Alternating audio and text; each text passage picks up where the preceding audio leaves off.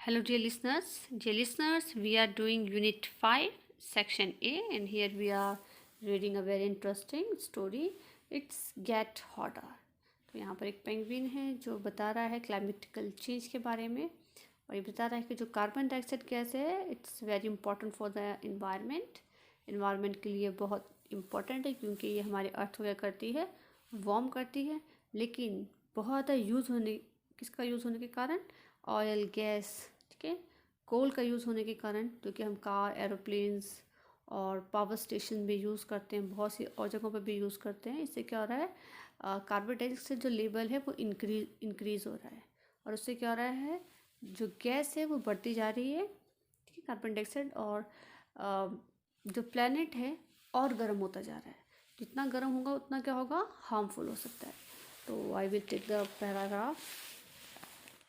This paragraph again. तो अब थोड़ा सा इसको दोबारा से एक बार पढ़ते हैं, फिर हम कंटिन्यू करेंगे, ठीक है। What happen next is not a good news for people और पेंगुइन्स। अब जो नेक्स्ट क्या होगा, ये एक अच्छी खबर नहीं होगी, न तो लोगों के लिए ना ही पेंगुइन्स के लिए। The thing that bother me is that the ice of the pole is melting fast। और सबसे बड़ी परेशान करने वाली बात जो मुझे परेशान कर रही है, पेंगुइन बोल रहा है, वो ये है कि जो पोल्स पर आइस है वो क्या है, बहुत जल्दी जल्दी मेल्ट हो रही है, क्योंकि कार्बन डाइऑक्साइड जो लेवल जो है इंक्रीज हो रहा है, उसकी वजह से क्या हो रहा है और ज़्यादा गर्म हो रही है। और जो पोल्स पर, नॉर्थ और साउथ पोल पर जो आइस है वो क्या आ रही है, बहुत जल्दी मेल्ट हो रही है। The Arctic sea ice is getting less every year and the frozen continent of Antarctica my home is losing ice too. जो आर्टिक की आइस है वो भी धीरे धीरे मेल्ट होकर कम होती जा रही है। और जो सबसे ठंडी जगह है, फ्रोजन कॉन्टिनेंट कौन सा है हमारा, अंटार्कटिका, जो उनका घर है पेंगुइन्स का, वहाँ पर भी जो है धीरे धीरे आइस ख़त्म होती जा रही है। Other sea like North Sea are warming to.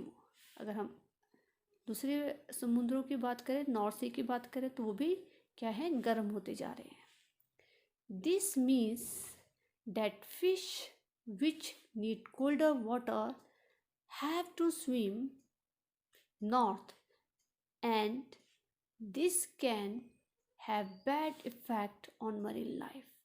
और इसका मतलब क्या होगा, जो फिशेस हैं जिनको बहुत ठंडे पानी में जो फिशेस रहती हैं वो क्या कर रही हैं, उन जगह को छोड़कर खाने स्विम कर रही हैं नॉर्थ की तरफ को। और this can be bad effect in the marine life. और इससे क्या हो रहा है कि जो मरीन लाइफ है, समुद्री लाइफ है, उस पर भी बुरा प्रभाव पड़ रहा है। But for you people it will be much war। पर तुम लोगों के लिए ये क्या होगा, बहुत ही बुरा होगा। वॉर वॉर मतलब बहुत ही बुरा, जैसे बोल सकते हैं, जैसे कि मरीन लाइफ डिस्टर्ब हो रही है क्योंकि क्या हो रहा है, आइस जो है मेल्ट हो रही है, तो उसके जो इफ़ेक्ट्स हैं वो मरीन लाइफ पर पड़ रहे हैं। पर जो ह्यूमंस हैं उनके ऊपर क्या है, उससे भी बुरे इफ़ेक्ट्स पड़ेंगे। कैसे पड़ेंगे? For a start, all the ice that melts will start to fill up the oceans and make them overflow onto land। प्रारंभ में स्टार्टिंग में क्या होगा, जितनी भी आइस है वो क्या होगी, मेल्ट होगी और क्या करेगी, धीरे धीरे जितनी भी ओशंस हैं उनमें आएगी। और जब ओशन में आएगी तो पानी का लेवल ज़्यादा बढ़ेगा। जैसे पानी का लेवल बढ़ेगा तो ओवरफ्लो कहाँ होगा, किसकी तरफ होगा, लैंड की तरफ को, यानी कि लैंड ज़्यादा कवर हो जाएगी वहाँ से। जैसे पानी इंक्रीज होगा तो लैंड को कवर करता जाएगा। And the water itself will take up more space simply because it is warmer. और उससे क्या होगा, जब पानी है अपने आप ही ज़्यादा जगह लेगा, क्यों लेगा, बिकॉज क्या है, वो ज़्यादा वार्मर होगा, गर्म होगा तो ज़्यादा, आपको पता है गर्म पानी में क्या होता है, ज़्यादा फैलावट हो जाती है, ठीक है। अगर आइस जमी हुई है तो आपने आइस क्यूब देखा है, तो एक तरफ आप जब उसको मेल्ट करते हैं तो क्या होता है, वो फैल जाता है, वरना एक पीस पे ही कहता है वो जमा रहता है। तो ऐसे ही जब पानी गर्म होगा तो ज़्यादा स्पेस लेगा वो, ठीक है। तो जब पानी अपने आप क्या ही बोल रहे हैं कि पानी अपने आप क्या होगा, क्योंकि वार्मर है तो ज़्यादा स्पेस लेना शुरू करेगा, स्पेस लेना शुरू करेगा तो लैंड कवर होगी, that will make it overflow even more into land. जैसे मैंने आपको बताया है, more sea and less land is fine for fish. ठीक है, ज़्यादा समुंदर और कम लैंड जो क्या होती है फिश के लिए तो बहुत अच्छी होती है, but it's not at all good for people and other land animals. पर ये क्या है, जो लोग लैंड पर रहते हैं और जो एनिमल रहते हैं उनके लिए अच्छा नहीं होगा, क्योंकि जब वो लैंड कवर करता जाएगा तो उससे क्या होगा, उनके हाउसेस होंगे सी एरिया के पास उसको भी कवर कर लेंगे, एग्रीकल्चर करता है सी एरिया के पास, जो भी कुछ होगा उससे क्या होगा, और जो एनिमल्स वहाँ रहते हैं, ठीक है, सी साइड की तरफ को, लैंड एनिमल्स की बात हो रही है, मरीन एनिमल्स की बात नहीं हो रही है, जो लैंड पे एनिमल रहते हैं उनके लिए खतरनाक होगा, क्योंकि उनको वो जगह छोड़ छोड़ के आगे जाना पड़ेगा। Some of the flowing areas which are good for growing food will be flooded first. तो यहाँ पर बोल रहे हैं कि जो लो लेइंग एरिया है जहाँ पर फसल उगाई जाती है, सबसे पहले वहाँ पर फ्लड आएगा, क्योंकि पानी का बहाव बढ़ेगा तो फ्लड आएगा, जैसे मैं आपको बता भी चुकी हूँ। Some of the biggest city like London, New Orleans and Bangkok will get flooded too. और बहुत बड़ी बड़ी जो सिटीज़ हैं, लंदन हो या न्यू ऑर्लिन्स हो या बैंकॉक हो, तो वहाँ पर क्या होगा, वो भी इफेक्टेड होंगे फ्लड से, वहाँ पर भी क्या है फ्लड आएगा ही। People will go hungry. और इससे क्या होगा, जब फ्लड आएगा जहाँ पर क्रॉपिंग होती है वहाँ पर क्या होगा, लोग भूखे रहना शुरू हो जाएंगे। The really sad thing will be that the poor people will suffer the most. और सबसे बुरी बात क्या होगी, सबसे बुरी चीज़ क्या होगी, जो पुअर लोग हैं, जो गरीब लोग हैं, वो सबसे ज़्यादा सफ़र करेंगे। It's really unfair because it's the people in rich country who have been the cause of almost all global warming, but the impact will be felt by the poor। और ये बहुत अनफेयर होगा, नाजायज़ होगा, गलत होगा, क्योंकि जितनी भी पीपल हैं बड़ी बड़ी कंट्रीज़ के, जो अमीर लोग हैं, सबसे ज़्यादा रीज़न वही है ग्लोबल वार्मिंग करने का, ठीक है, क्योंकि उन्होंने बहुत बड़ी बड़ी फैक्ट्रीज लगा दी है जिसमें से धुआं निकलता है, ठीक है, तो उसकी वजह से क्या है, रीज़न तो उनका है ग्लोबल वार्मिंग करने का, ठीक है, बट इम्पैक्ट किस पे होगा, पुअर पीपल के ऊपर पड़ेगा, क्योंकि जिनका एग्रीकल्चर लैंड है उनको छोड़ छोड़ के जानी पड़ेगी, वो तो अपना प्रॉफिट देख रहे हैं यहाँ पर, जो रिच पीपल हैं बड़ी बड़ी कंट्रीज़ में, ठीक है, वो अपना प्रॉफिट देखते हैं और फैक्ट्रीज लगा रहे हैं, ठीक है, बट जो इम्पैक्ट पड़ रहा है किसके ऊपर पड़ रहा है, पुअर पीपल पर पड़ता है।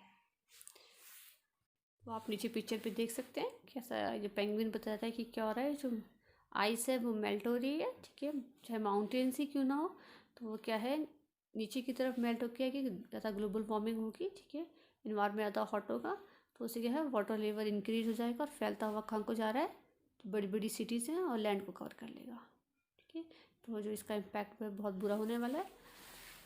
तो अब हम डिस्कशन करेंगे, रीड करेंगे next paragraph. I am afraid war is yet to come। अब मैं बहुत डरा हुआ हूँ कि मुझे पता है कि जो बहुत बुरा है वो आने ही वाला है।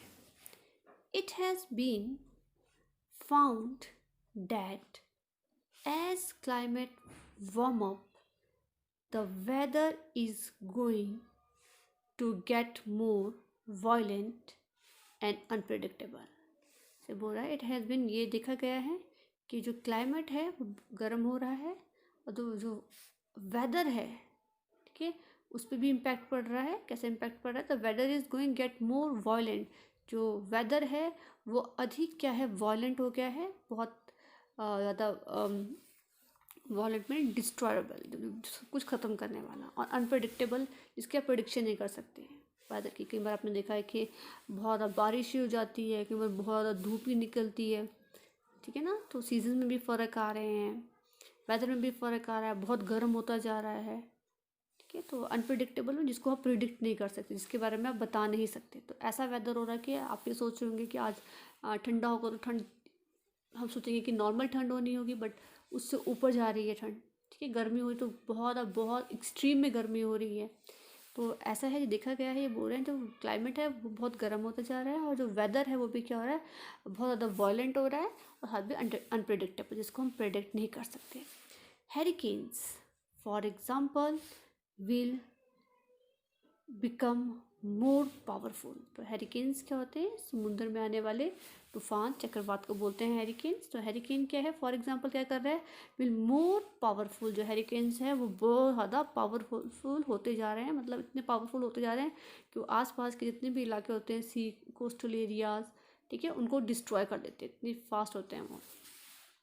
A big worry for people living in the south of the USA and in the tropical Pacific or Indian Oceans area like Philippines Islands and Bangladesh।